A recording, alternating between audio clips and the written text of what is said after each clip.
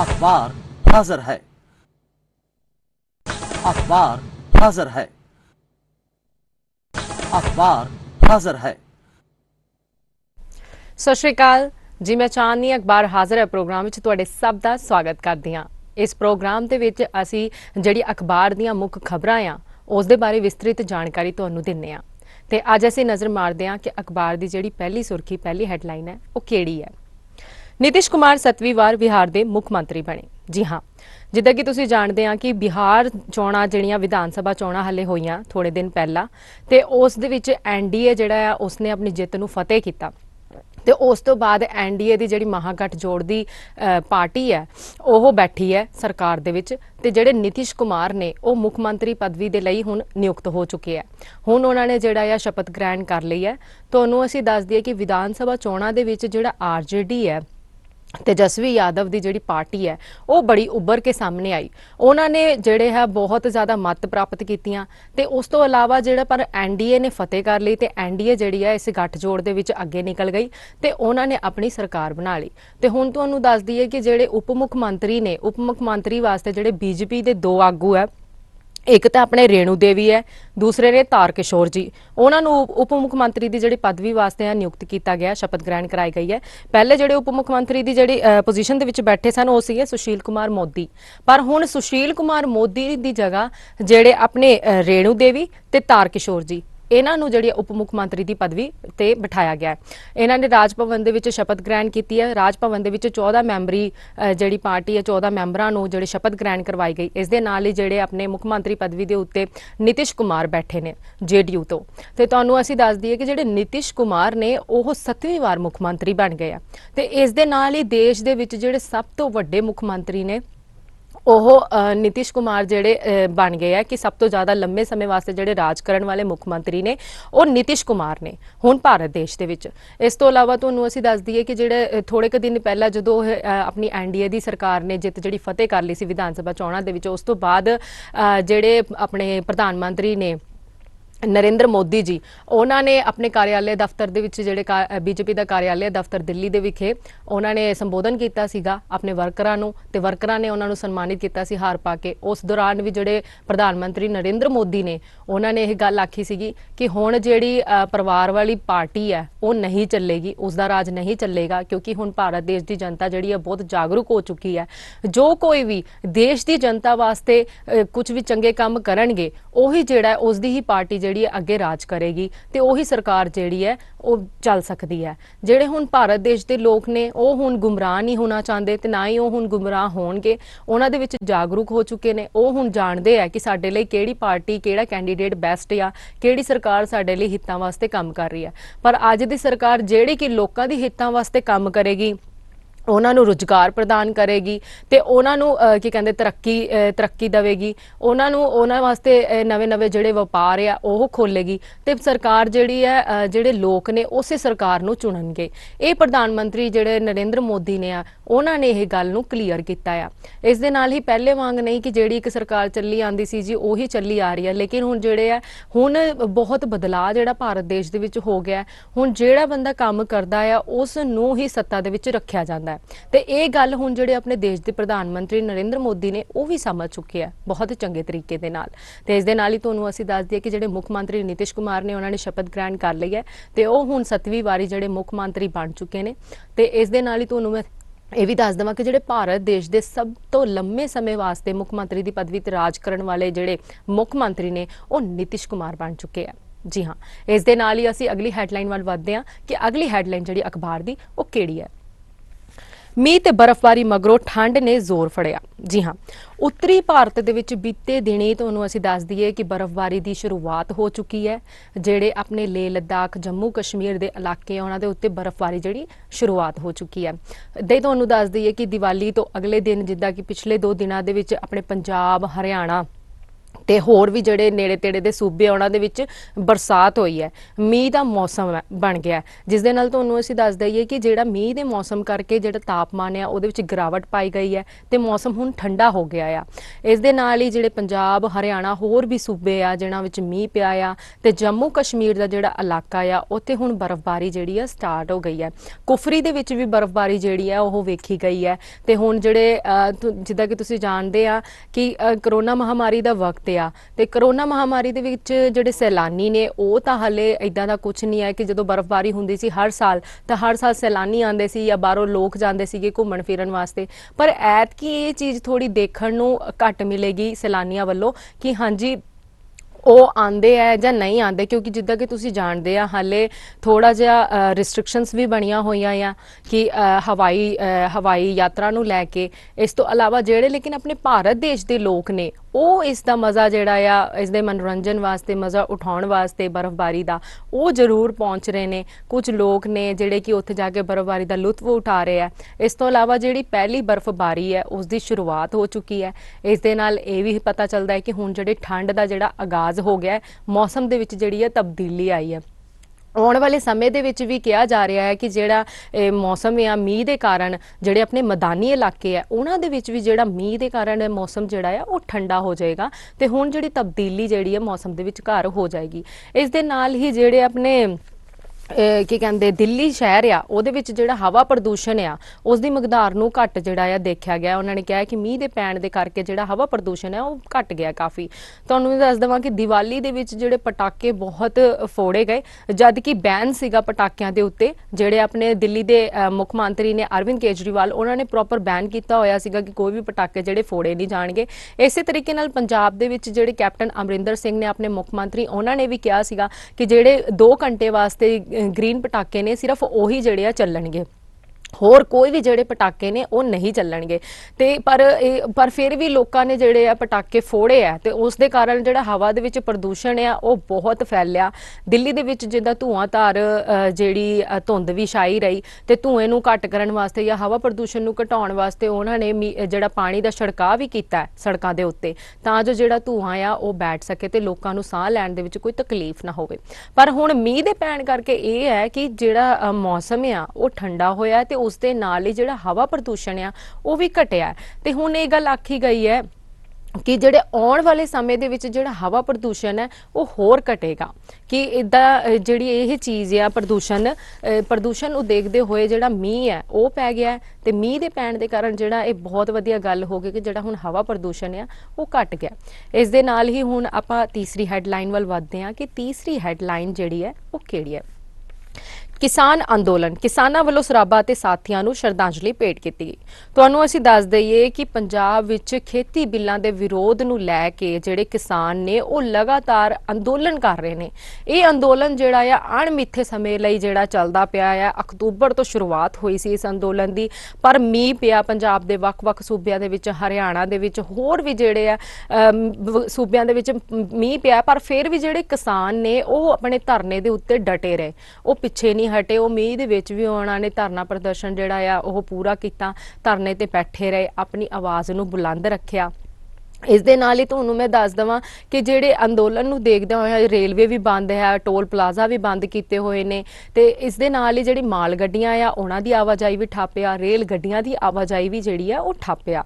ਤੇ ਹੁਣ ਜਿਹੜੇ ਕਿਸਾਨ ਨੇ, ਲੇਕਿਨ ਉਹ ਦੀਵਾਲੀ ਦਾ ਤਿਉਹਾਰ ਵਾਲਾ ਤਿਉਹਾਰ ਦਾ ਵਕਤ ਸੀਗਾ, ਬਟ ਫਿਰ ਵੀ ਜਿਹੜੇ ਕਿਸਾਨ ਸੀਗੇ ਉਹ ਆਪਣੇ ਧਰਨਿਆਂ ਦੇ ਉੱਤੇ ਡਟੇ ਹੋਏ ਸੀਗੇ। ਤੇ ਇਸ ਦੇ ਨਾਲ ਹੀ ਉਹਨਾਂ ਨੇ ਜਿਹੜਾ 26 ਤੇ 27 ਨੂੰ ਦਿੱਲੀ ਚੱਲੋ ਦਾ ਜਿਹੜਾ ਸੱਦਾ ਆ ਉਹ ਵੀ ਦਿੱਤਾ ਹੋਇਆ। ਤੁਹਾਨੂੰ ਮੈਂ ਦੱਸ ਦੇਵਾਂ ਕਿ ਥੋੜੇ ਦਿਨ ਪਹਿਲਾਂ ਜਿਹੜੇ ਆਪਣੇ ਰੱਖਿਆ ਮੰਤਰੀ ਨੇ ਰਾਜਨਾਥ ਸਿੰਘ, ਉਹਨਾਂ ਨੇ ਜਿਹੜਾ ਸੱਦਾ ਪੱਤਰ ਵੀ ਭੇਜਿਆ ਸੀ ਅਧਿਕਾਰਤ ਤੌਰ ਤੇ ਕਿਸਾਨਾਂ ਨੂੰ, ਤੇ ਕਿਸਾਨਾਂ ਨੂੰ ਕਿਹਾ ਵੀ ਸੀਗਾ ਕਿ ਤੁਸੀਂ ਕੀ ਕਹਿੰਦੇ ਆਓ ਅਸੀਂ ਜਿਹੜਾ ਮੀਟਿੰਗ ਕਰਦੇ ਹਾਂ, ਮਿਲ ਕੇ ਬੈਠ ਕੇ ਮੀਟਿੰਗ ਕਰਕੇ ਅਸੀਂ ਜਿਹੜਾ ਇਸ ਮਸਲੇ ਨੂੰ ਸੁਲਝਾਉਂਦੇ ਹਾਂ। ਤੇ ਇਸ ਨੂੰ ਲੈ ਕੇ ਜਿਹੜੀ ਕਿਸਾਨ ਜਥੇਬੰਦੀਆਂ ਨੇ ਉਹਨਾਂ ਨੇ ਇੱਕ ਮੀਟਿੰਗ ਵੀ ਕੀਤੀ ਸੀ ਚੰਡੀਗੜ੍ਹ ਵਿੱਚ। ਮੀਟਿੰਗ ਕਰਨ ਤੋਂ ਬਾਅਦ ਫੈਸਲਾ ਵੀ ਲਿਆ ਗਿਆ ਸੀਗਾ ਕਿ ਮੀਟਿੰਗ ਵਿੱਚ ਸ਼ਮੂਲੀਅਤ ਕਰਨੀ ਹੈ ਜਾਂ ਨਹੀਂ ਕਰਨੀ ਹੈ। ਉਸ ਤੋਂ ਬਾਅਦ ਹੁਣ ਫੇਰ ਜਿਹੜੀ ਕਿਸਾਨ ਜਥੇਬੰਦੀ ਹੈ ਉਸ ਨੂੰ ਅੱਗੇ ਨੂੰ ਇਸ ਕਾਰਵਾਈ ਨੂੰ ਵਧਾਉਂਦੇ ਆ ਹੁਣ ਫੇਰ ਉਹ ਜਿਹੜੀ ਮੀਟਿੰਗ ਕਰਨ ਜਾ ਰਹੇ ਆ ਉਹਨਾਂ ਨੇ ਕਿਹਾ ਕਿ ਅਸੀਂ ਫੇਰ ਤੋਂ ਮੀਟਿੰਗ ਕਰਾਂਗੇ ਤੇ ਜੋ ਵੀ ਗੱਲਬਾਤ ਹੋਈ ਹੈ ਉਸ ਦੇ ਉੱਤੇ ਅਸੀਂ ਵਿਚਾਰ ਵਟਾਂਦਰਾ ਕਰਾਂਗੇ, ਚਰਚਾ ਕਰਾਂਗੇ ਤੇ ਜਿਹੜੀ ਅਗਲੀ ਕਾਰਵਾਈ ਹੈ ਉਹ ਉਲੀਕੀ ਜਾਏਗੀ ਕਿ ਅਗਲੀ ਕਾਰਵਾਈ ਕਿਹੜੀ ਹੈ। ਇਸ ਦੇ ਨਾਲ ਹੀ ਤੁਹਾਨੂੰ ਮੈਂ ਦੱਸ ਦੇਵਾਂ ਕਿ ਜਿਹੜੇ ਕਰਤਾਰ ਸਿੰਘ ਸਰਾਭਾ ਨੇ ਉਹਨਾਂ ਦੀ 16 ਨਵੰਬਰ ਨੂੰ ਕੀ ਕਹਿੰਦੇ ਜਯੰਤੀ ਸੀਗੀ, ਜਿਹੜੀ ਸ਼ਹੀਦੀ ਦਿਵਸ ਹੁੰਦਾ ਉਹ ਸੀ ਤੇ ਉਸ ਦਿਨ ਜਿਹੜੇ ਲਾਹੌਰ ਦੀ ਜਿਹੜੀ ਸੈਂਟਰਲ ਜੇਲ੍ਹ ਸੀਗੀ ਉਹਦੇ ਵਿੱਚ ਕਰਤਾਰ ਸਿੰਘ ਸਰਾਭਾ ਜੀ ਤੇ ਉਹਨਾਂ ਦੇ ਨਾਲ ਜਿਹੜੇ ਸਾਥੀ ਸੀਗੇ ਉਹਨਾਂ ਨੂੰ ਫਾਂਸੀ ਤੇ ਲਟਕਾ ਦਿੱਤਾ ਗਿਆ ਸੀ ਜੀ। ਉਹ ਆਪਣੀ ਆਜ਼ਾਦੀ ਦੇ ਵਾਸਤੇ ਲੜਾਈ ਕਰ ਰਹੇ ਸਨ, ਜਿਸ ਨੂੰ ਦੇਖਦਿਆਂ ਹੋਇਆ ਜਿਹੜੀ ਅੰਗਰੇਜ਼ਾਂ ਦੀ ਸਰਕਾਰ ਸੀਗੀ ਉਹ ਰਾਜ ਕਰ ਰਹੀ ਸੀਗੀ ਤੇ ਉਹਨਾਂ ਨੇ ਜਿਹੜਾ ਜੇਲ੍ਹ ਸੈਂਟਰਲ ਜੇਲ੍ਹ ਲਾਹੌਰ ਦੇ ਵਿੱਚ ਉਹਨਾਂ ਨੂੰ ਫਾਂਸੀ ਦੇ ਉੱਤੇ ਲਟਕਾ ਦਿੱਤਾ ਸੀਗਾ। ਤੇ ਇਸ ਨੂੰ ਲੈ ਕੇ ਜਿਹੜੇ ਕਿਸਾਨ ਜਥੇਬੰਦੀਆਂ ਨੇ ਉਹ ਮਾਣਯੋਗ ਕਰਤਾਰ ਸਿੰਘ ਸਰਾਭਾ ਜੀ ਤੇ ਉਹਨਾਂ ਦੇ ਸਾਥੀਆਂ ਨੂੰ ਵੀ ਉਹਨਾਂ ਨੇ ਸ਼ਰਧਾਂਜਲੀ ਭੇਟ ਕੀਤੀ ਹੈ ਤੇ ਉਹਨਾਂ ਨੇ ਕਿਹਾ ਕਿ ਉਹਨਾਂ ਦੀ ਜਿਹੜੀ ਸ਼ਹੀਦੀ ਹੈ ਉਹ ਹਮੇਸ਼ਾ ਯਾਦ ਕੀਤੀ ਜਾਵੇਗੀ, ਉਹਨਾਂ ਦੀ ਕੁਰਬਾਨੀ ਨੂੰ ਹਮੇਸ਼ਾ ਯਾਦ ਰੱਖਿਆ ਜਾਵੇਗਾ। ਇਸ ਦੇ ਨਾਲ ਹੀ ਉਹ ਵੀ ਇਸੇ ਤਰੀਕੇ ਨਾਲ ਸੰਘਰਸ਼ ਕਰ ਰਹੇ ਆ ਤੇ ਸੜਕਾਂ ਦੇ ਉੱਤੇ ਵਿਚਾਰੇ ਧਰਨਾ ਪ੍ਰਦਰਸ਼ਨ ਕਰ ਰਹੇ ਨੇ, ਲਗਾਤਾਰ ਕਾਨੂੰਨਾਂ ਨੂੰ ਰੱਦ ਕਰਨ ਦੀ ਮੰਗ ਕਰ ਰਹੇ ਨੇ ਕਿ ਜਿਹੜੇ ਇਹ ਕਾਨੂੰਨ ਨੇ ਉਹ ਕਿਸਾਨ ਵਿਰੋਧੀ ਨੇ, ਕਿਸਾਨਾਂ ਦੇ ਹੱਕ ਵਿੱਚ ਨਹੀਂ ਹੈ ਤੇ ਇਹ ਜਦੋਂ ਕਿਸਾਨਾਂ ਦੇ ਹੱਕ ਵਿੱਚ ਨਹੀਂ ਹੈ ਤੇ ਇਹਨਾਂ ਕਾਨੂੰਨਾਂ ਨੂੰ ਰੱਦ ਕਰਨਾ ਚਾਹੀਦਾ। ਜਿਸ ਨੂੰ ਦੇਖਦਿਆਂ ਹੋਇਆ ਕਿ ਹੁਣ ਉਹਨਾਂ ਨੇ ਕਿਹਾ ਆ ਕਿ ਅਸੀਂ ਚਾਹੇ ਕੁਝ ਵੀ ਹੋ ਜਾਏ, ਚਾਹੇ ਮੌਸਮ ਹੋਵੇ, ਤੂਫਾਨ ਆਏ ਜਾਂ ਕੋਈ ਵੀ ਚੀਜ਼ ਹੋਵੇ, ਲੇਕਿਨ ਅਸੀਂ ਪਿੱਛੇ ਨਹੀਂ ਹਟਾਂਗੇ। ਅਸੀਂ ਇਸ ਸੰਘਰਸ਼ ਨੂੰ ਅੱਗੇ ਵਧਾਇਆ ਆ ਤੇ ਅਸੀਂ ਇਸ ਨੂੰ ਹੋਰ ਅੱਗੇ ਵਧਾਉਣਾ। ਜਦੋਂ ਤੱਕ ਕਾਨੂੰਨ ਰੱਦ ਨਹੀਂ ਹੋਣਗੇ ਉਦੋਂ ਤੱਕ ਇਦਾਂ ਹੀ ਧਰਨਾ ਪ੍ਰਦਰਸ਼ਨ ਜਿਹੜਾ ਚੱਲਦਾ ਰਹੂਗਾ। ਤੁਹਾਨੂੰ ਮੈਂ ਦੱਸ ਦੇਵਾਂ ਕਿ ਜਿਹੜੇ ਆਪਣੀਆਂ ਰੇਲ ਦੀਆਂ ਪਟੜੀਆਂ ਆ ਉਹ ਕਿਸਾਨਾਂ ਵੱਲੋਂ ਖਾਲੀ ਕਰ ਦਿੱਤੀਆਂ ਗਈਆਂ, ਬਟ ਉਸ ਦੇ ਬਾਵਜੂਦ ਵੀ ਕੇਂਦਰ ਵੱਲੋਂ ਨਾ ਮਾਲ ਗੱਡੀ ਦੀ ਆਵਾਜਾਈ ਦੀ ਸ਼ੁਰੂਆਤ ਕੀਤੀ ਗਈ ਹੈ ਤੇ ਨਾ ਹੀ ਉਹਨਾਂ ਨੇ ਜਿਹੜੀ ਆਪਣੀ ਸਫਾਰੀ ਜਿਹੜੀ ਸਵਾਰੀ ਵਾਲੀ ਰੇਲ ਗੱਡੀਆਂ ਆ ਉਹਨਾਂ ਦੀ ਸ਼ੁਰੂਆਤ ਕੀਤੀ ਹੈ।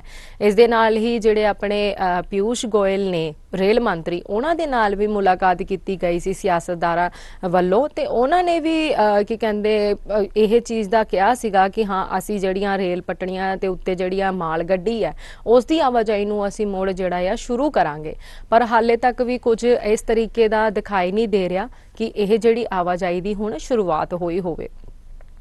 ਇਸ ਦੇ ਨਾਲ ਹੀ ਜਿਹੜਾ ਉਹਨਾਂ ਦਾ ਹੁਣ ਪ੍ਰਦਰਸ਼ਨ ਹੈ ਹੱਲੇ ਵੀ ਜਾਰੀ ਹੈ। ਦੀਵਾਲੀ ਦਾ ਰਿਹਾ ਟਾਈਮ, ਹਰ ਕੋਈ ਤਿਉਹਾਰ ਮਨਾ ਰਿਹਾ ਸੀ, ਲੇਕਿਨ ਜਿਹੜੇ ਕਿਸਾਨ ਨੇ, ਕਿਸਾਨ ਜਥੇਬੰਦੀ ਨੇ ਉਹ ਫਿਰ ਵੀ ਆਪਣੇ ਪ੍ਰਦਰਸ਼ਨ ਦੇ ਉੱਤੇ ਡਟੇ ਰਹੇ।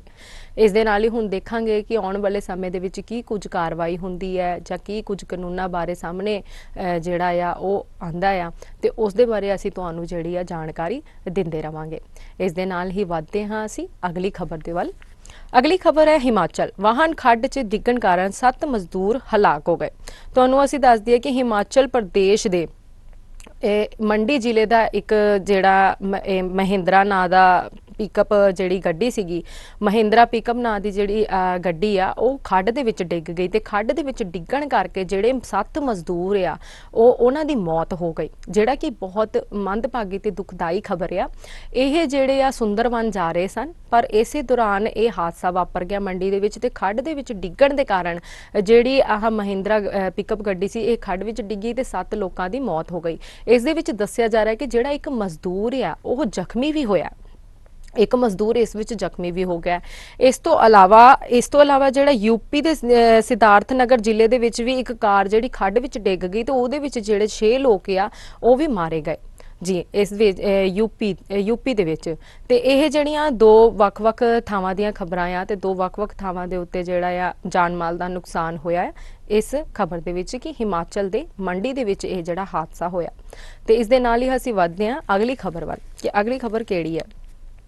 ਚੋਣ ਕਮਿਸ਼ਨ ਵੱਲੋਂ ਸੋਨੂ ਸੂਦ ਪੰਜਾਬ ਦਾ ਆਈਕਨ ਨਿਯੁਕਤ ਹੋਏ ਹਨ। ਜੀ ਹਾਂ, ਚੋਣ ਕਮਿਸ਼ਨ ਵੱਲੋਂ ਜਿਹੜੇ ਸੋਨੂ ਸੂਦ ਨੇ ਅਦਾਕਾਰ ਬਾਲੀਵੁੱਡ ਦੇ, ਉਹਨਾਂ ਨੂੰ ਕੀ ਕਹਿੰਦੇ ਆਈਕਨ ਜਿਹੜਾ ਆ ਉਹ ਕੀਤਾ ਗਿਆ, ਆਈਕਨ ਲਈ ਨਿਯੁਕਤ ਕੀਤਾ ਗਿਆ। ਤੁਹਾਨੂੰ ਅਸੀਂ ਦੱਸ ਦਈਏ ਕਿ ਜਦੋਂ ਕਰੋਨਾ ਮਹਾਮਾਰੀ ਦਾ ਵਕਤ ਸੀ ਤੇ ਜਦੋਂ ਰੇਲ ਦੀਆਂ ਆਵਾਜਾਈਆਂ ਜਾਂ ਬੱਸਾਂ ਦੀ ਸਭ ਕੁਝ ਬੰਦ ਸੀਗਾ, ਕਰੋਨਾ ਮਹਾਮਾਰੀ ਦੇ ਜਦੋਂ ਲੋਕਡਾਊਨ ਚੱਲਦਾ ਪਿਆ ਸੀਗਾ, ਤੇ ਉਸ ਦੌਰਾਨ ਜਿਹੜੇ ਸੋਨੂ ਸੂਦ ਨੇ ਉਹ ਬੜੇ ਉੱਭਰ ਕੇ ਅੱਗੇ ਆਏ ਸੀ ਤੇ ਉਹਨਾਂ ਨੇ ਗਰੀਬ ਲੋਕਾਂ ਦੀ ਮਦਦ ਕੀਤੀ ਸੀ ਜਿਹੜੇ ਮਜ਼ਦੂਰ ਪ੍ਰਵਾਸੀ ਮਜ਼ਦੂਰ ਸੀ ਜਾਂ ਨਰਸ ਸੀ ਜਾਂ ਹੋਰ ਵੀ ਜਿਹੜੇ ਅਦਾਰਿਆਂ ਦੇ ਲੋਕ ਸੀਗੇ ਜਿਹੜੇ ਕਿ ਆਪਣੇ ਘਰਾਂ ਤੋਂ ਦੂਰ ਰਹਿ ਕੇ ਕੰਮ ਕਰ ਰਹੇ ਸੀ ਆਪਣੇ ਦੂਸਰੇ ਸ਼ਹਿਰਾਂ ਦੇ ਵਿੱਚ, ਤੇ ਉਹਨਾਂ ਨੇ ਜਦੋਂ ਲੋਕਡਾਊਨ ਹੋ ਗਿਆ ਤੇ ਉਹਨਾਂ ਨੇ ਘਰ ਜਾਣਾ ਸੀਗਾ, ਤੇ ਘਰ ਜਾਣ ਵਾਸਤੇ ਜਿਹੜੇ ਸੋਨੂ ਸੂਦ ਨੇ ਉਹਨਾਂ ਨੇ ਖੁਦ ਅੱਗੇ ਆ ਕੇ ਬੱਸਾਂ ਚਲਾਈਆਂ, ਬੱਸਾਂ ਦੇ ਵਿੱਚ ਉਹਨਾਂ ਨੇ ਕੀ ਕਹਿੰਦੇ ਆ ਲੋਕਾਂ ਨੂੰ ਉਹਨਾਂ ਦੇ ਘਰ ਤੱਕ ਪਹੁੰਚਾਇਆ। ਇੱਕ ਲੜਕਾ ਸੀਗਾ, ਉਹਨੇ ਵੀ ਟਵੀਟ ਕੀਤਾ ਕਿ ਉਹਨੇ ਆਪਣੀ ਮਾਂ ਦੇ ਕੋਲ ਜਾਣਾ ਸੀ, ਉਹ ਸਟੂਡੈਂਟ ਸੀਗਾ।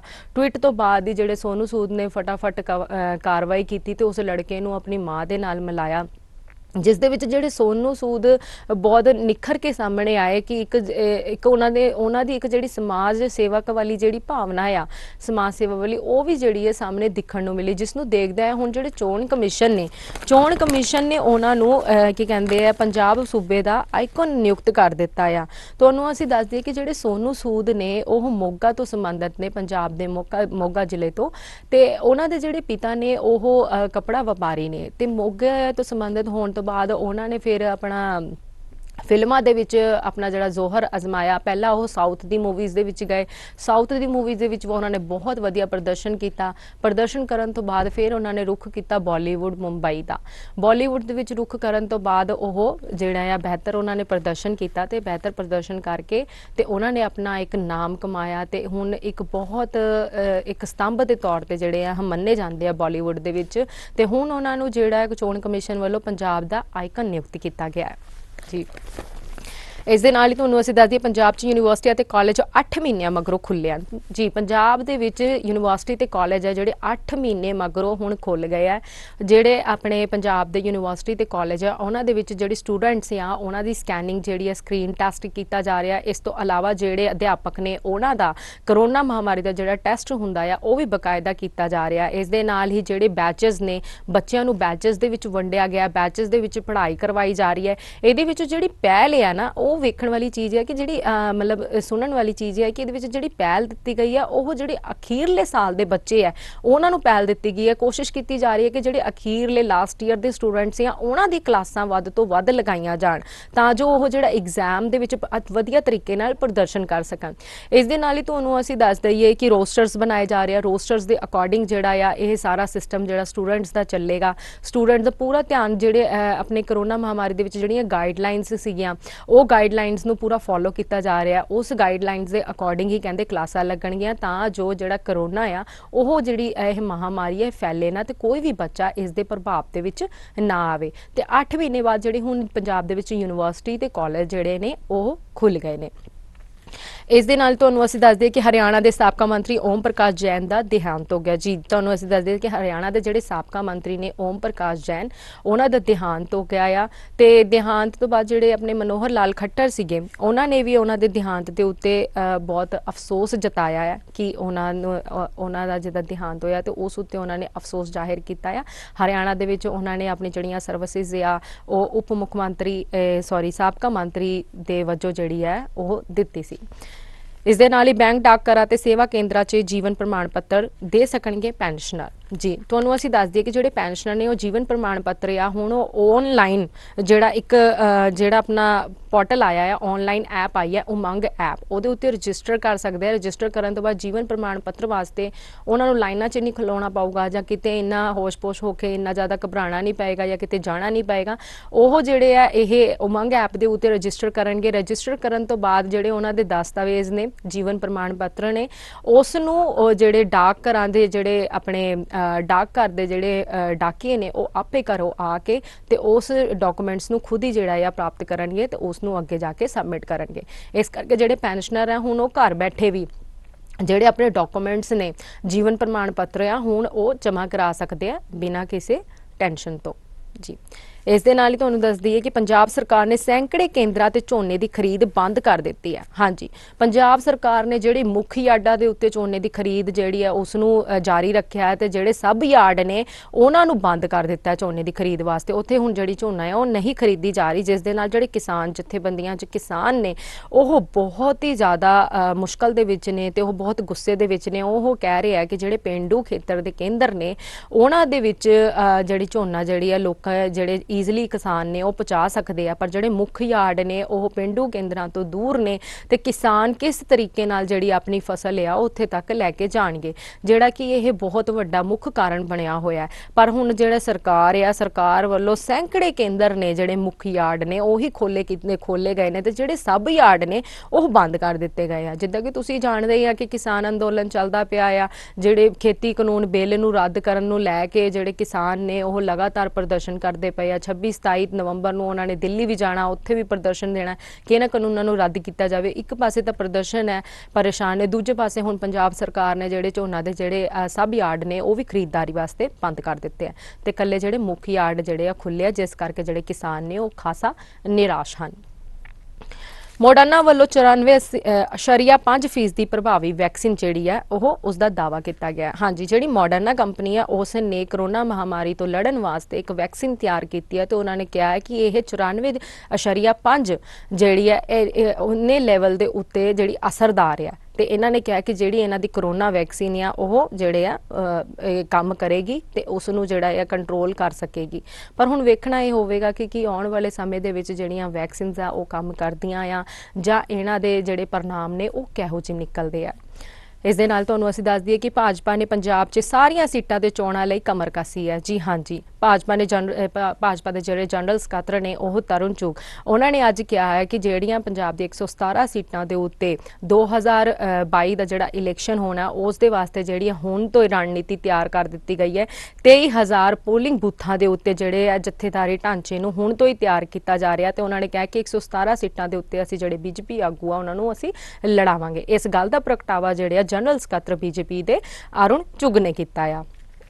ਇਸ ਦੇ ਨਾਲ ਹੀ ਮੈਂ ਤੁਹਾਨੂੰ ਦੱਸਣਾ ਚਾਹਾਂਗੀ ਕਿ ਅਖਬਾਰ ਹਾਜ਼ਰ ਦੇ ਵਿੱਚ ਇੰਨਾ ਹੀ ਹੈ ਤੇ ਹੁਣ ਕੱਲ ਫੇਰ ਅਸੀਂ ਹਾਜ਼ਰ ਹੋਵਾਂਗੇ ਨਵੀਂ ਅਖਬਾਰ ਦੇ ਨਾਲ ਤੇ ਉਹਨਾਂ ਦੀਆਂ ਸੁਰਖੀਆਂ ਨੂੰ ਲੈ ਕੇ।